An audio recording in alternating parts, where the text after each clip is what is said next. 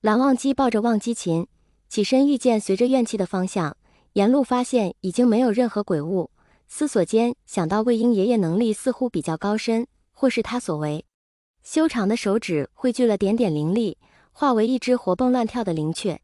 灵雀绕着蓝忘机上空盘旋了2圈，见蓝忘机颔首便轻快地往姑苏飞去。蓝忘机操控着碧尘来到不夜天城，发现不夜天已被一个巨大的防护罩笼罩着，城墙4个重要方位都有人守着，而魏婴的大伯伯魏贤于中央坐镇。蓝忘机微微睁大了眼睛，不安感渐渐笼上心头。魏贤看到来人，便示意让人进来。蓝忘机穿过防护罩来到魏贤面前，俯身问好，前辈。魏贤看了眼蓝忘机，发现蓝忘机此刻的气息有点不稳，衣角也带了泥土。婴是急匆匆赶来的，你去里面吧。阿英也不知怎么说，反正你进去就知道了。魏贤的叹气一下子就把蓝忘机的心提得老高了，随即坚定眼神的往里面走去，你去我一去。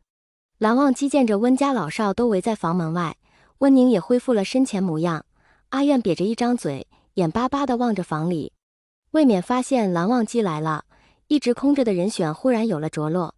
魏冕对蓝忘机招了招手，看着蓝忘机乖巧地站在面前，老夫想请蓝小友帮个忙。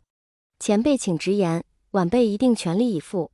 蓝忘机沉声说道，他已经看到床上躺着的魏婴了。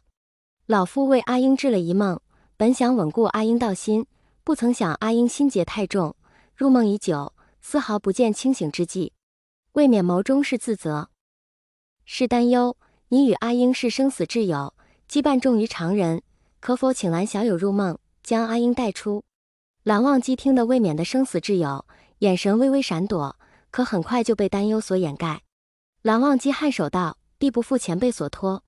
蓝忘机侧头看了一眼沉睡的魏婴，入睡的魏婴眉眼间多了几分柔和，可魏婴的表情让人多了几分伤感。随着魏冕的施咒，蓝忘机看着越来越模糊的魏婴，终是闭上了眼帘。蓝忘机发现自己处在了一个闹市之中，人来人往的，可似乎都没有看见自己。蓝忘机垂下眼，静静地听着他们的谈话，想从中获取些信息。哎，你说韩光君和魏公子为什么到现在都还未成亲呢？一名女子悄悄和边上的人说着话。那边上的女子凑到问话人的耳边，说道，听说他们是一对，只是碍于世俗。不可能吧？我瞧着那位公子对韩光君没什么特殊啊。蓝忘机微微蜷起手指，不知该喜还是悲伤。魏婴和这个世界的自己只是君子之交，也不会亲密的喊名。庆幸魏婴喊自己蓝湛，可也羡慕这个韩光君，因为他比自己更多的陪伴在魏婴身边，无论是夜猎还是比试。梦境之中，魏婴已经不是云梦江氏的人了，他亲手为父母报了仇，离开了云梦。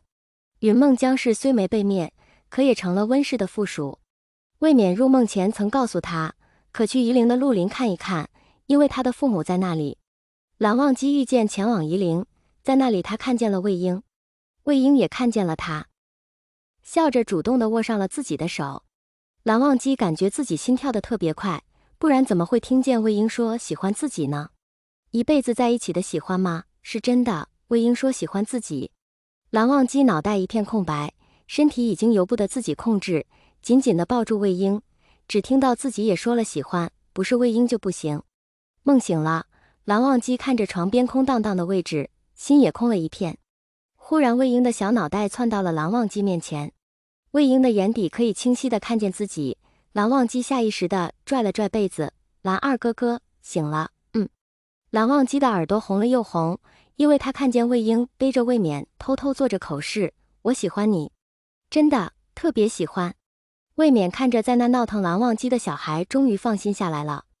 魏冕虽然希望魏婴打破心结，可待在梦境那么久，就怕性子给磨了。都进来吧。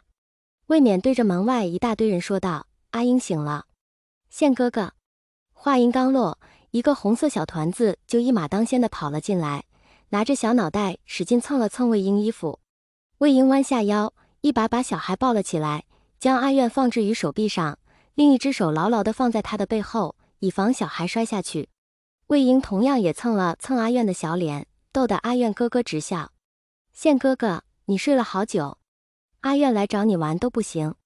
阿苑仗着魏婴抱着，两只小胖手不停地掰着手指头，一点点说着最近好玩的事。